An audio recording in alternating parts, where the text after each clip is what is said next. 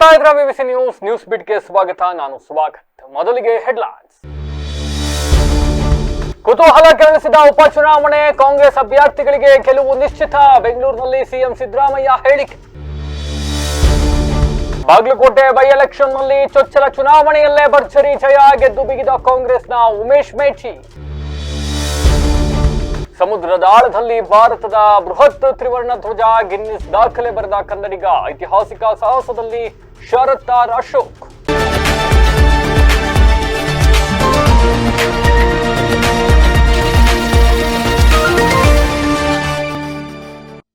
ರಾಜ್ಯದ ಕುತೂಹಲ ಕೆರಳಿಸಿರುವ ಉಪಚುನಾವಣಾ ಫಲಿತಾಂಶದ ಕುರಿತು ಮುಖ್ಯಮಂತ್ರಿ ಸಿದ್ದರಾಮಯ್ಯ ಅವರು ಮಹತ್ವದ ಪ್ರತಿಕ್ರಿಯೆಯನ್ನು ನೀಡಿದ್ದಾರೆ.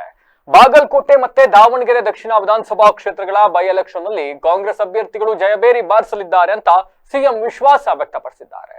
ವಿಧಾನಸೌಧದ ಆವರಣದಲ್ಲಿ ಮಾಧ್ಯಮಗಳೊಂದಿಗೆ ಮಾತನಾಡಿದ ಸಿಎಂ ಸಿದ್ದರಾಮಯ್ಯ, ನಾವು ಮೊದಲಿನಿಂದಲೂ ಈ ಎರಡು ಕ್ಷೇತ್ರಗಳ ಮೇಲೆ ಹೆಚ್ಚಿನ ನಿರೀಕ್ಷೆ ಇಟ್ಟುಕೊಂಡಿದ್ದೆವು. ದಾವಣಗೆರೆ ದಕ್ಷಿಣ ಕ್ಷೇತ್ರದಲ್ಲಿ ಸ್ವಲ್ಪ ಮಟ್ಟಿಗೆ ಮುನ್ನಡೆ ಕಡಿಮೆ ಆಗಿರಬಹುದು, ಆದರೆ ಅಂತಿಮವಾಗಿ ನಾವೇ ಗೆಲುವು ಸಾಧಿಸುತ್ತೇವೆ. ಇನ್ನು ಬಾಗಲಕೋಟೆಯಲ್ಲಿ ನಾವು ಸ್ಪಷ್ಟವಾಗಿ ಗೆಲುವಿನ ಹಾದಿಯಲ್ಲಿದ್ದೇವೆ. ಒಟ್ಟಾರೆಯಾಗಿ ಉಪಚುನಾವಣೆಯ ಎರಡೂ ಕ್ಷೇತ್ರಗಳಲ್ಲಿ ಕಾಂಗ್ರೆಸ್ ಜಯ ಗಳಿಸಲಿದೆ ಎಂದು ತಿಳಿಸಿದರು. ಇದೇ ಸಂದರ್ಭದಲ್ಲಿ ತಮಿಳುನಾಡು ರಾಜಕಾರಣಕ್ಕೆ ಪ್ರವೇಶಿಸಿರುವ ನಟ ವಿಜಯ್ ಅವರಿಗೆ ಸಿಎಂ ಅಭಿನಂದನೆಯನ್ನು ಸಲ್ಲಿಸಿದರು. ಇತರೆ ರಾಜ್ಯಗಳ ಚುನಾವಣಾ ಫಲಿತಾಂಶ ಬಗ್ಗೆ ವಿಶ್ಲೇಷಿಸಿದ ಅವರು, ತಮಿಳುನಾಡು ಮತ್ತು ಪಶ್ಚಿಮ ಬಂಗಾಳದಲ್ಲಿ ಆಡಳಿತ ವಿರೋಧಿ ಅಲೆ ಇತ್ತು ಎನಿಸ್ತಾ ಇದೆ. ಅಸ್ಸಾಂನಲ್ಲಿ ನಾವು ನಿರೀಕ್ಷೆ ಮಾಡಿದಂತೆಯೇ ಫಲಿತಾಂಶ ಬಂದಿದೆ, ಆದರೆ ಕೇರಳದಲ್ಲಿ ಕಾಂಗ್ರೆಸ್ ಮತ್ತು ಮಿತ್ರ ಪಕ್ಷಗಳು ಹೆಚ್ಚಿನ ಸ್ಥಾನಗಳನ್ನು ಗೆದ್ದಿರುವುದು ನಮಗೆ ಸಮಾಧಾನ ತಂದಿದೆ ಎಂದರು. ಹೇಳಿ, ಇವತ್ತು ಕೆ.ಸಿ. ರೆಡ್ಡಿಯವರ ಜನ್ಮದಿನವನ್ನು ಸರ್ಕಾರ ಆಚರಣೆ ಮಾಡ್ತಾ ಇದೆ. ಹಾಗಾಗಿ ಕೆ.ಸಿ. ರೆಡ್ಡಿಯವರ ಪ್ರತಿಮೆಗೆ ಅವರು ಹೂನಾರ ಹಾಕಿ ಅವರನ್ನು ಗೌರವಿಸ್ತಕ್ಕಂಥ, ಸ್ಮರಿಸ್ತಕ್ಕಂಥ ಕೆಲಸವನ್ನು ಸರ್ಕಾರ ಮಾಡ್ತದೆ ಅಂತಕ್ಕಂಥ ಮಾತುಗಳನ್ನು ತಮಗೆ ತಿಳಿಸಲಿಕ್ಕೆ ಬಯಸ್ತೇನೆ. ಕೆ.ಸಿ. ರೆಡ್ಡಿಯವರು ಸ್ವಾತಂತ್ರ್ಯ ನಂತರ ಮೊದಲನೇ ಮುಖ್ಯಮಂತ್ರಿ ಆಗಿದ್ದಂಥವರು. ಅವರು 5 ವರ್ಷಗಳ ತುಂಬಿದ ನಂತರ ಸಂವಿಧಾನ ಜಾರಿಗೆ ಬಂದು ಮೊದಲನೇ ಚುನಾವಣೆ ಆಗ್ತದೆ. ಮೊದಲನೇ ಚುನಾವಣೆ ನಂತರ ಅವರು ಚೀಫ್ ಮಿನಿಸ್ಟರ್ ಆಗಿರಲಿಲ್ಲ. ಕೆಂಗಲ್ ಹನುಮಂತಯ್ಯನವರು ಚೀಫ್ ಮಿನಿಸ್ಟರ್ ಆಗಿದ್ದರು. ಬಹು ನಿರೀಕ್ಷಿತ ಬಾಗಲಕೋಟೆ ಉಪಚುನಾವಣೆಯ ಫಲಿತಾಂಶ ಹೊರಬಿದ್ದಿದ್ದು, ಕಾಂಗ್ರೆಸ್ ಅಭ್ಯರ್ಥಿ ಉಮೇಶ್ ಮೇಟಿ ಜಯದ ನಗೆಯನ್ನ ಬೀರಿದ್ದಾರೆ. 22,867 ಮತಗಳ ಅಂತರದಿಂದ ಗೆದ್ದು ಬೀಗಿದ್ದಾರೆ. ಎಚ್.ವೈ. ಮೇಟಿ ನಿಧನದಿಂದ ತೆರವಾದ ಕ್ಷೇತ್ರಕ್ಕೆ ನಡೆದಿದ್ದ ಬೈ ಎಲೆಕ್ಷನ್ನಲ್ಲಿ ಬಿಜೆಪಿಯ ವೀರಣ್ಣ ಚರಂತಿಮಠ ಅವರನ್ನು ಸೋಲಿಸಿ ಎದುರಿಸಿದ್ದ ಮೊದಲ ಚುನಾವಣೆಯಲ್ಲಿಯೇ ಕಾಂಗ್ರೆಸ್ ಅಭ್ಯರ್ಥಿ ವಿಜಯ ಪತಾಕೆ ಹಾರಿಸಿದ್ದಾರೆ. ಎಚ್.ವೈ. ಮೇಟಿಯವರ ನಿಧನದಿಂದ ತೆರವಾಗಿದ್ದ ಬಾಗಲಕೋಟೆ ಕ್ಷೇತ್ರದ ಉಪಚುನಾವಣೆಯಲ್ಲಿ ಕಾಂಗ್ರೆಸ್ ಅಭ್ಯರ್ಥಿ ಉಮೇಶ್ ಮೇಟಿ ಗೆಲುವಿನ ನಗೆ ಬೀರಿದ್ದಾರೆ. ಈ ಮೂಲಕ ಕ್ಷೇತ್ರವನ್ನು ಮರಳಿ ಕಾಂಗ್ರೆಸ್ಗೆ ತನ್ನ ತಕ್ಕೆಗೆ ಪಡೆದುಕೊಂಡಿದೆ. ಬಿಜೆಪಿ ಅಭ್ಯರ್ಥಿಯಾಗಿದ್ದ ವೀರಣ್ಣ ಚರಂತಿಮಠ ಪೈಪೋಟಿ ನೀಡಿದರಾದರೂ ಅಂತಿಮವಾಗಿ ಸೋಲು ಕಂಡಿದ್ದಾರೆ. ಎಚ್.ವೈ. ಮೇಟಿ ನಿಧನದ ಹಿನ್ನೆಲೆ ಅವರ ಕುಟುಂಬಕ್ಕೆ ಟಿಕೆಟ್ ನೀಡಲು ನಿರ್ಧರಿಸಿದ್ದ ಕಾಂಗ್ರೆಸ್ ಮೇಟಿ ಪುತ್ರ ಉಮೇಶ್ರನ್ನ ಉಪಚುನಾವಣೆಯಲ್ಲಿ ಪಕ್ಷದ ಅಭ್ಯರ್ಥಿಯಾಗಿ ಕಣಕ್ಕಿಳಿಸಿದ್ದು, ಮೊದಲ ಬಾರಿ ಚುನಾವಣೆಗೆ ಸ್ಪರ್ಧಿಸಿದ್ದ ಉಮೇಶ್ ಮೇಟಿ ಅಂತಿಮವಾಗಿ ಗೆದ್ದು ಬೀಗಿದ್ದಾರೆ. ಸಮುದ್ರದಾಳದಲ್ಲಿ ಭಾರತದ ಅತಿ ದೊಡ್ಡ ತ್ರಿವರ್ಣ ಧ್ವಜವನ್ನ ಯಶಸ್ವಿಯಾಗಿ ಅನಾವರಣಗೊಳಿಸುವ ಮೂಲಕ ಗಿನ್ನಿಸ್ ವರ್ಲ್ಡ್ ರೆಕಾರ್ಡ್ ನಿರ್ಮಿಸಲಾಗಿದ್ದು, ಈ ಸಾಹಸದಲ್ಲಿ ಬೆಂಗಳೂರಿನ ಸಾಹಸ ಕ್ರೀಡಾ ತಜ್ಞ ಶರತ್ ಆರ್ ಅಶೋಕ್ ಸಕ್ರಿಯವಾಗಿ ಭಾಗವಹಿಸಿ ರಾಜ್ಯದ ಕೀರ್ತಿಯನ್ನ ರಾಷ್ಟ್ರಮಟ್ಟದಲ್ಲಿ ಎತ್ತಿ ಹಿಡಿದಿದ್ದಾರೆ. ಕರ್ನಾಟಕ ವಿಧಾನಸಭೆಯ ವಿರೋಧ ಪಕ್ಷದ ನಾಯಕ ಆರ್ ಅಶೋಕ್ ಅವರ ಪುತ್ರರಾಗಿರುವ ಶರತ್ ಅವರ ಈ ಅಂತಾರಾಷ್ಟ್ರೀಯ ಮಟ್ಟದ ಸಾಧನೆ ರಾಜ್ಯದ ಯುವಜನತೆಗೆ ಪ್ರೇರಣೆಯಾಗಿದೆ. ಅಂಡಮಾನ್ ಮತ್ತು ನಿಕೋಬಾರ್ ದ್ವೀಪ ಸಮೂಹದ ಸ್ವರಾಜ್ ದ್ವೀಪದಲ್ಲಿ ಭಾರತದ ಸಾಹಸಯಾನದ ಐತಿಹಾಸಿಕ ಅಧ್ಯಾಯವೊಂದು ಬರೆಯಲ್ಪಟ್ಟಿದೆ. ಮೇ 2ರಂದು ನಡೆದ ಈ ಬೃಹತ್ ಕಾರ್ಯಾಚರಣೆಯಲ್ಲಿ ದೇಶದ ವಿವಿಧ ಭಾಗಗಳ ಸುಮಾರು 200ಕ್ಕೂ ಹೆಚ್ಚು ನುರಿತ ಸ್ಕೂಬಾ ಡೈವರ್ಗಳು ಪಾಲ್ಗೊಂಡಿದ್ದರು. ಅಂಡಮಾನ್ ಆಡಳಿತ ಹಾಗೂ ಭಾರತೀಯ ರಕ್ಷಣಾ ಪಡೆಗಳ ಸಹಯೋಗದಲ್ಲಿ ನಡೆದ ಈ ಅಭಿಯಾನದಲ್ಲಿ 2400 ಚದರ ಮೀಟರ್ ವಿಸ್ತೀರ್ಣದ ಬೃಹತ್ ರಾಷ್ಟ್ರಧ್ವಜವನ್ನು ಸಮುದ್ರದಾಳದಲ್ಲಿ ಅನಾವರಣಗೊಳಿಸಲಾಯಿತು.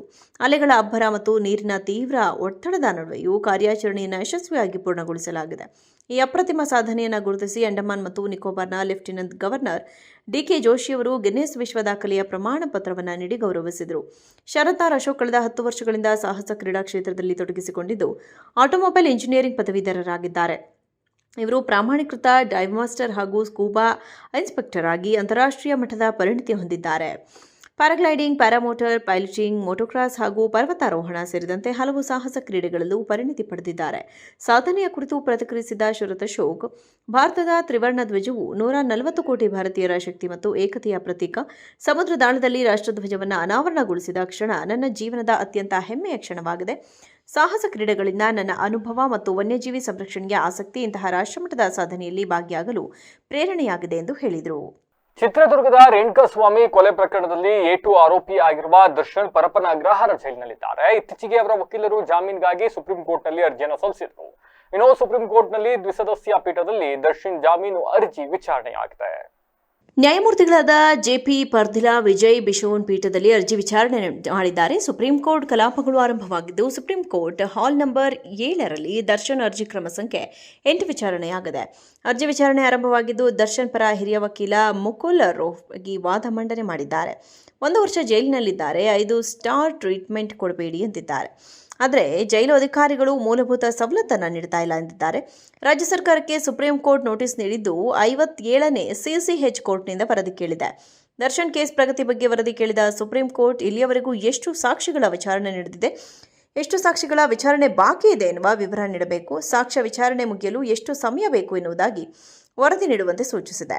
ಜೈಲಿನಲ್ಲಿ ದರ್ಶನ್ಗೆ ಮೂಲ ಸೌಕರ್ಯ ಒದಗಿಸಲಾಗಿದೆಯೇ ಇಲ್ಲವೇ ಎಂದು 1 ವಾರದಲ್ಲಿ ವರದಿ ಸಲ್ಲಿಸಲು ಸುಪ್ರೀಂ ಕೋರ್ಟ್ ಸೂಚನೆ ನೀಡಿದ್ದು, 57ನೇ CCH ಕೋರ್ಟ್ನಿಂದ ವರದಿ ಕೇಳಿದೆ. ರೋಹಟಗಿ ವಾದ ಮಂಡಿಸಿದ್ದು, ಸಾಮಾನ್ಯ ಆರೋಪಿಗೆ ದೊರಕುವ ಸೌಲಭ್ಯವೂ ದರ್ಶನ್ಗೆ ಸಿಗ್ತಾ ಇಲ್ಲ. ದರ್ಶನ್ರನ್ನ ಕ್ವಾರಂಟೈನ್ ಸೆಲ್ನಲ್ಲಿ ಇರಿಸಲಾಗಿದೆ, ಅಲ್ಲಿ ಬೆಳಕು ಇಲ್ಲ, ಊಟವನ್ನು ತರಿಸಿಕೊಳ್ಳಲಾಗ್ತಿಲ್ಲ. ಈ ಸಂಬಂಧ ವಿಚಾರಣಾ ನ್ಯಾಯಾಲಯ ಮನವಿ ಸಲ್ಲಿಸಲಾಗಿತ್ತು. ಆ ನ್ಯಾಯಾಲಯವು ಸುಪ್ರೀಂ ಕೋರ್ಟ್ ಆದೇಶದಿಂದ ನಿಮಗೆ ಕೊಡಲಾಗ್ತಿಲ್ಲ ಎಂದಿದ್ದಾರೆ. ಸೆಷನ್ ಕೋರ್ಟ್ಗೆ ನೋಟಿಸ್ ಜಾರಿ ಮಾಡಲಾಗಿದೆ. ಬೆಂಗಳೂರು ಸದರ ನ್ಯಾಯಾಲಯದಿಂದ ರಿಜಿಸ್ಟ್ರಿಯ ವರದಿ ತರಿಸಿಕೊಳ್ಳಬೇಕು. ವರದಿ ನೋಡೋಣ ಎಂದು ಸುಪ್ರೀಂ ಕೋರ್ಟ್ ಹೇಳಿದೆ. 1 ವಾರದಲ್ಲಿ ವರದಿ ನೀಡುವಂತೆ ನೋಟಿಸ್ ಜಾರಿ ಮಾಡಿದೆ. ರಾಜ್ಯದ 2 ಉಪಚುನಾವಣೆಗಳಲ್ಲಿ ಕಾಂಗ್ರೆಸ್ ಪಕ್ಷವೇ ಗೆಲುವನ್ನ ಸಾಧಿಸಲಿದೆ ಅಂತ ಗೃಹ ಸಚಿವ ಡಾಕ್ಟರ್ ಜಿ ಪರಮೇಶ್ವರ್ ವಿಶ್ವಾಸವನ್ನು ವ್ಯಕ್ತಪಡಿಸಿದ್ದಾರೆ. ದಾವಣಗೆರೆ ಹಾಗೂ ಬಾಗಲಕೋಟೆ ಕ್ಷೇತ್ರಗಳಿನ ಪ್ರಸ್ತುತ ಮುನ್ನಡೆಯನ್ನು ಗಮನಿಸಿದ್ರೆ 2 ಕ್ಷೇತ್ರಗಳಲ್ಲಿ ಗೆಲ್ಲುವ ಸಾಧ್ಯತೆ ದಟ್ಟವಾಗಿದೆ ಅಂತ ಹೇಳಿದ್ದಾರೆ. ದಾವಣಗೆರೆಯಲ್ಲಿ ಆರಂಭಿಕವಾಗಿ ಬಿಜೆಪಿ ಮುನ್ನಡೆ ಹೊಂದಿದ್ದರೂ ಇದೀಗ ಕಾಂಗ್ರೆಸ್ನ ಸಮರ್ಥವರು 1,000ಕ್ಕೂ ಹೆಚ್ಚು ಮತಗಳ ಅಂತರದಿಂದ ಮುನ್ನಡೆಯಲಿದ್ದಾರೆ. ಅಂತಿಮ ಫಲಿತಾಂಶ ಬರುವವರೆಗೂ ಕಾಯಬೇಕಾಗಿದ್ದರೂ ಬಂದಿರುವ ಮಾಹಿತಿ ಪ್ರಕಾರ 2 ಕ್ಷೇತ್ರಗಳಲ್ಲಿ ಕಾಂಗ್ರೆಸ್ ಗೆಲ್ಲುವ ವಿಶ್ವಾಸವಿದೆ. ಕೇರಳದಲ್ಲಿ UDF ಸರ್ಕಾರ ರಚನೆಯಾಗಿರುವುದು ನಿರೀಕ್ಷಿತವಾಗಿದ್ದು, ಅದರಂತೆ ಪ್ರಸ್ತುತ ಫಲಿತಾಂಶ ಹಾಗೂ ಮುನ್ನಡೆ ಕಂಡು ಬರ್ತಾ ಇದೆ. ಪಶ್ಚಿಮ ಬಂಗಾಳದಲ್ಲಿ ಬಿಜೆಪಿ ನಡೆದುಕೊಂಡ ರೀತಿ ಹಾಗೂ ಮಮತಾ ಬ್ಯಾನರ್ಜಿಯವರು ಆರೋಪಿಸಿರುವಂತೆ ಮತದಾರರ ಪಟ್ಟಿಯಿಂದ 90 ಲಕ್ಷಕ್ಕೂ ಹೆಚ್ಚು ಮತದಾರರ ಹೆಸರು ತೆಗೆದುಹಾಕಿರುವ ವಿಚಾರವನ್ನ ಇಡೀ ದೇಶ ಗಮನಿಸಿದೆ. ಇದರ ಕಾನೂನಾತ್ಮಕ ಅಂಶಗಳನ್ನು ಮುಂದಿನ ದಿನಗಳಲ್ಲಿ ಕಾದು ನೋಡಬೇಕಾಗುತ್ತದೆ.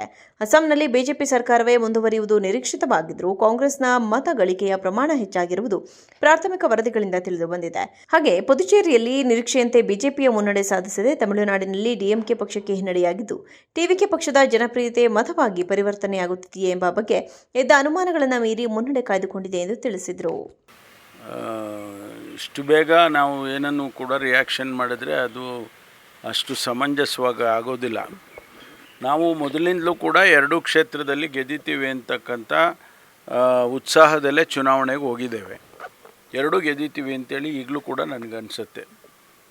ಶುರುವಿನಲ್ಲಿ ದಾವಣಗೆರೆಯಲ್ಲಿ BJP ಮುನ್ನಡೆ ಇತ್ತು. ಈಗ ಸಮರ್ಥ ಮುನ್ನಡೆಯಲ್ಲಿ 1,000ಕ್ಕೂ ಹೆಚ್ಚು ಮತದಲ್ಲಿ ಮುನ್ನಡೆ ಇದ್ದಾರೆ ಅಂತ.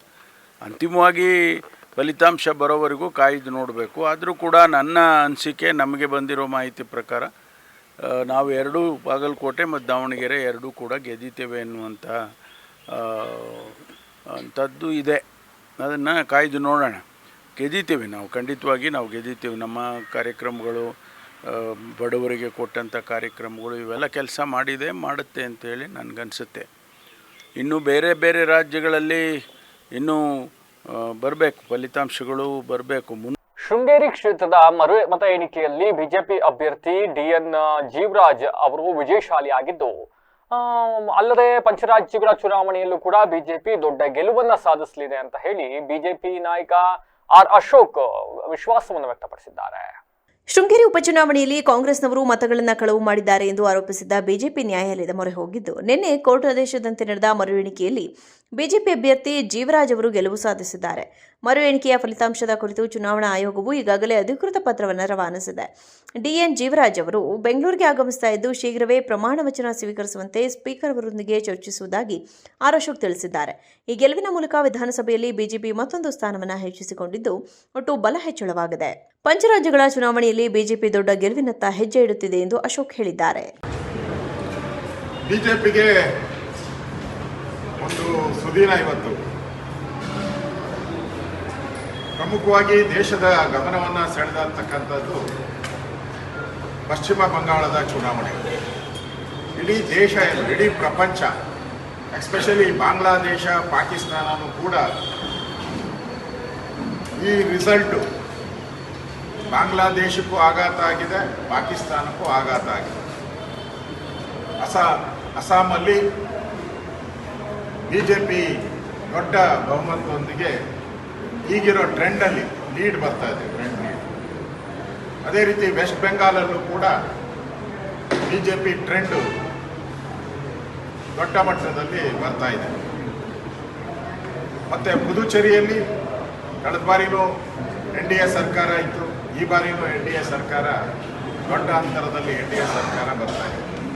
ತಮಿಳುನಾಡಲ್ಲಿ ಬಿಜೆಪಿ ಮತ್ತು ಅಣ್ಣಾ DMK ವಿಚಾರವಾಗಿ ಮಾಧ್ಯಮದಲ್ಲಿ, ಸಮೀಕ್ಷೆಗಳಲ್ಲಿ ಎಲ್ಲರೂ. ಬೇಲೂರು ತಾಲೂಕಿನ ಇಬ್ಬೀಡು ಹೊಸಳ್ಳಿ ಗ್ರಾಮದಲ್ಲಿ ಶ್ರೀ ವೀರಭದ್ರೇಶ್ವರ ಜಾತ್ರಾ ಕೊಂಡೋತ್ಸವ ಹಾಗೂ ಗಂಗಾ ಮಾತಸ್ಥರಿಂದ ಗಂಗಾ ಜಯಂತ್ಯೋತ್ಸವ ಆಚರಣೆ ನಡೆಯಿತು. ಗಂಗಾ ಉತ್ಸವದ ಮೆರವಣಿಗೆಗೆ ಗಂಗಾ ಮತಸ್ಥರು ಬ್ಯಾಂಡ್ ಸೆಟ್ ಅಳವಡಿಸಿದರು. ಈ ವೇಳೆ ದಲಿತ ಸಮುದಾಯದವರು ನೃತ್ಯ ಮಾಡಲು ಮುಂದಾದಾಗ ನಾವು ಬ್ಯಾಂಡ್ ಸೆಟ್ ತಂದಿರುವುದು ನೀವು ಕುಣಿಯಬಾರದು ಎಂದು ಗಂಗಾ ಮತಸ್ಥರು ಆಕ್ಷೇಪ ವ್ಯಕ್ತಪಡಿಸಿ ಬ್ಯಾಂಡ್ ನಿಲ್ಲಿಸಿದರು. ಇದರಿಂದ ಅಸಮಾಧಾನಗೊಂಡ ದಲಿತ ಸಮುದಾಯದವರು ಸಂವಿಧಾನ ಶಿಲ್ಪಿ ಡಾಕ್ಟರ್ BR ಅಂಬೇಡ್ಕರ್ ಅವರ ಭಾವಚಿತ್ರ ಹಿಡಿದು ಮೌನ ಪ್ರತಿಭಟನೆ ನಡೆಸಿದರು ಮತ್ತು ತಮಗೆ ಸಾಂಸ್ಕೃತಿಕ ಕಾರ್ಯಕ್ರಮದಲ್ಲಿ ಪಾಲ್ಗೊಳ್ಳಲು ಅವಕಾಶ ನೀಡದ ಕಾರಣ ಕೆಂಡೋತ್ಸವ ನಡೆಯಲು ಬಿಡುವುದಿಲ್ಲ ಎಂದು ಪಟ್ಟು ಹಿಡಿದರು. ವಿವಾದದ ಹಿನ್ನೆಲೆಯಲ್ಲಿ ತಹಶೀಲ್ದಾರ್ ಅವರು ಕೆಂಡೋತ್ಸವವನ್ನು ರದ್ದುಗೊಳಿಸಿದರು. ಆದರೆ ನಂತರ ತಹಶೀಲ್ದಾರ್ ಮತ್ತು ಡಿವೈಎಸ್ಪಿ ನೇತೃತ್ವದಲ್ಲಿ ಶಾಂತಿ ಸಭೆ ನಡೆಸಿ ಉಭಯ ಸಮುದಾಯದವರಿಗೆ ತಿಳಿ ಹೇಳಿ ಸಾಮರಸ್ಯ ಕಾಪಾಡುವಂತೆ ಸೂಚಿಸಲಾಯಿತು. ಅಧಿಕಾರಿಗಳ ಮನವಿಯ ಮೇರೆಗೆ ಈಗ ಕೇವಲ ಕೆಂಡೋತ್ಸವಕ್ಕೆ ಮಾತ್ರ ಅನುಮತಿ ನೀಡಲಾಗಿದ್ದು ಅದು ನೆರವೇರಿದೆ. ದಲಿತ ಸಮುದಾಯದವರು ದೇವಸ್ಥಾನದ ಒಳಗೆ ಹೋಗಿ ಮಂಗಳಾರತಿ ಮುಗಿಸಿ ಬಂದಿದ್ದಾರೆ. ಆದರೆ ಅವರು ಕೆಂಡೋತ್ಸವದಲ್ಲಿ ಭಾಗಿಯಾಗಿಲ್ಲ. ಸಂಜೆ ಗಂಗಾ ಮತಸ್ಥರಿಂದ ಆಯೋಜಿಸಲಾಗಿದ್ದ ಆರ್ಕೆಸ್ಟ್ರಾ ಮತ್ತು ವೇದಿಕೆ ಕಾರ್ಯಕ್ರಮಗಳನ್ನು ರದ್ದುಗೊಳಿಸಲಾಗಿದೆ. ಒಟ್ಟಾರೆಯಾಗಿ ಗ್ರಾಮದಲ್ಲಿ ಸದ್ಯಕ್ಕೆ ಪರಿಸ್ಥಿತಿ ಶಾಂತಿಯುತವಾಗಿದ್ದರೂ ಎರಡು ಸಮುದಾಯಗಳಲ್ಲಿ ಅಲ್ಪಮಟ್ಟಿನ ಅಸಮಾಧಾನ ಇನ್ನೂ ಉಳಿದುಕೊಂಡಿದೆ ಎಂಬುದು ತಿಳಿದುಬರುತ್ತದೆ. ಚಾಮರಾಜನಗರ ಜಿಲ್ಲೆಯ ಕೊಳ್ಳೇಗಾಲ ತಾಲೂಕಿನ ಕಾಮಗೆರೆ ಗ್ರಾಮದಲ್ಲಿ ಅಂಬೇಡ್ಕರ್ ಭವನ ಸಮಿತಿಯ ಯುವಕರು ಹಾಗೂ ರೇಷ್ಮೆ ನೂಲು ಬಿಚ್ಚಣಿಕೆ ಮಾಲೀಕರುಗಳ ವತಿಯಿಂದ ಡಾಕ್ಟರ್ BR ಅಂಬೇಡ್ಕರ್ ಅವರ 135ನೇ ಜಯಂತಿಯನ್ನು ಆಚರಿಸಲಾಯಿತು. ಚಾಮರಾಜನಗರ ಜಿಲ್ಲೆಯ ಕೊಳ್ಳೇಗಾಲ ತಾಲೂಕಿನ ಕಾಮಗೆರೆ ಗ್ರಾಮದಲ್ಲಿ ಅಂಬೇಡ್ಕರ್ ಭವನ ಸಮಿತಿಯ ಯುವಕರು, ಯಜಮಾನರು ಹಾಗೂ ರೇಷ್ಮೆ ನೂಲು ಬಿಚ್ಚಾಣಿಕೆ ಮಾಲೀಕರ ವತಿಯಿಂದ ಡಾಕ್ಟರ್ BR ಅಂಬೇಡ್ಕರ್ ಅವರ ಜಯಂತಿ ಆಚರಣೆಯನ್ನು ಆಯೋಜಿಸಲಾಗಿತ್ತು. ಕಾರ್ಯಕ್ರಮದ ಉದ್ಘಾಟನೆಯನ್ನು ಸಮಾಜ ಕಲ್ಯಾಣ ಸಚಿವ HC ಮಹದೇವಪ್ಪ, ಹನ್ನೂರು ಕ್ಷೇತ್ರದ ಶಾಸಕ MR ಮಂಜುನಾಥ್ ಹಾಗೂ ಕೊಳ್ಳೇಗಾಲ ಕ್ಷೇತ್ರದ ಶಾಸಕ AR ಕೃಷ್ಣಮೂರ್ತಿ ಅವರು ಜ್ಯೋತಿ ಬೆಳಗಿಸುವುದರ ಮೂಲಕ ಉದ್ಘಾಟಿಸಿ ಮಾತನಾಡಿ, ಸಂವಿಧಾನ ಮತ್ತು ಪ್ರಜಾಪ್ರಭುತ್ವದ ಮೇಲೆ ಜಾತಿ ಮತ್ತು ಧರ್ಮಗಳು ಸವಾರಿ ಮಾಡಲು ಮುಂಚೂಣಿಯಲ್ಲಿ ಬರ್ತಿವೆ. ಅದಕ್ಕೆ ನಾವು ಅವಕಾಶ ಮಾಡಿಕೊಡಬಾರದು. ಇದರಿಂದ ಭಾರತ ದೇಶದ ಅಭಿವೃದ್ಧಿ ಮೇಲೆ ಹಿನ್ನಡೆ ಉಂಟು ಮಾಡುತ್ತದೆ ಎಂದು ಸಮಾಜ ಕಲ್ಯಾಣ ಸಚಿವ ಡಾಕ್ಟರ್ HC ಮಹದೇವಪ್ಪ ಅವರು ಅಭಿಪ್ರಾಯ ವ್ಯಕ್ತಪಡಿಸಿದ್ದಾರೆ. ಬಾಬಾ ಸಾಹೇಬರು ಕೊಟ್ಟಿರುವ ಸಂವಿಧಾನದ ಹಕ್ಕುಗಳು ಯಥಾವತ್ತಾಗಿ ಜಾರಿಯಾಗದೆ ಅಸಮಾನತೆಯ ಸಮಾಜವನ್ನು ನಾವು ಕಾಣುತ್ತಿದ್ದೇವೆ. ಸ್ವಾತಂತ್ರ್ಯ ಮತ್ತು ಸಮಾನತೆ ಜೊತೆಗೆ ಹೋಗದಿದ್ರೆ ಸ್ವಾತಂತ್ರ್ಯಕ್ಕೆ ಅರ್ಥವಿಲ್ಲ. ಸಮಾನತೆಯ ಸಮಾಜ ಬರದೇ ಇದ್ರೆ ಸ್ವಾತಂತ್ರ್ಯಕ್ಕೆ ಅರ್ಥವಿಲ್ಲ. ಜಾತಿ ಮತ್ತು ಧರ್ಮ ಮುಂಚೂಣಿಯಲ್ಲಿ ಬರ್ತಿದೆ. ನಂತರ ಸಭೆಯ ಅಧ್ಯಕ್ಷತೆ ವಹಿಸಿದ ಕೊಳ್ಳೇಗಾಲ ವಿಧಾನಸಭಾ ಕ್ಷೇತ್ರದ ಶಾಸಕ AR ಕೃಷ್ಣಮೂರ್ತಿ ಅವರು ಸಭೆಯನ್ನು ಉದ್ದೇಶಿಸಿ ಮಾತನಾಡಿದರು. ಸಮನ್ವಯತೆಗೆ ಜೀವನವನ್ನು ನಡೆಸಿ ಇಡೀ ಮನುಕುಲದ ಅಭಿವೃದ್ಧಿಗೆ ಅವರು ಕೊಡುಗೆ ಕೊಟ್ಟಿದ್ದಾರೆ ಅಂತ ಹೇಳಿ ನಮ್ಮ ಭಾಷಣಕಾರರು ದೇವರಾಜು ಮತ್ತು ನಾಗರಾಜ್ ಅವರು ಹೇಳಿದ್ದಾರೆ. ಇಲ್ಲಿ ಮುಳ್ಳೂರಲ್ಲಿ ನಮ್ಮ ನಾಗರಾಜ್ ಅವರು ಮಾತಾಡಬೇಕಾಗಿತ್ತು, ಮತ್ತೇನು ಮಾತಾಡಿದ್ದಾರೆ. ದೇವರಾಜ್ ಅವರು ಮಾತಾಡಿದರೆ ಇನ್ನೂ ಮಾತಾಡೋರಿದ್ದಾರೆ. ಬಂಧುಗಳೇ, ಭಾರತ ದೇಶ ಒಂದು ಮಹಾನ್ ರಾಷ್ಟ್ರ. ಪ್ರಪಂಚದಲ್ಲಿ ಇಂಥ ರಾಷ್ಟ್ರ ಇರೋದಕ್ಕೆ ಸಾಧ್ಯ ಇದೆ. ಎಷ್ಟೊಂದು ಧರ್ಮಗಳಿದ್ದಾವೆ, ಎಷ್ಟು ಜಾತಿ ಇದೆ, ಎಷ್ಟು ಭಾಷೆ ಇದೆ, ವೈವಿಧ್ಯಮಯವಾದಂಥ ವೃತ್ತಿ ಬದುಕಿದೆ. ಇವೆಲ್ಲರ ನಡುವೆಯೂ ಒಟ್ಟಾಗಿ ಹೋಗ್ತಾ ಇದ್ದೀವಿ ಅಂತ ಹೇಳಿದ್ರೆ ಈ ಸಾಧಕರು ನೀಡಿದಂಥ ಕಾಳಿಗೆಯೇ ಮುಖ್ಯ ಕಾರಣ.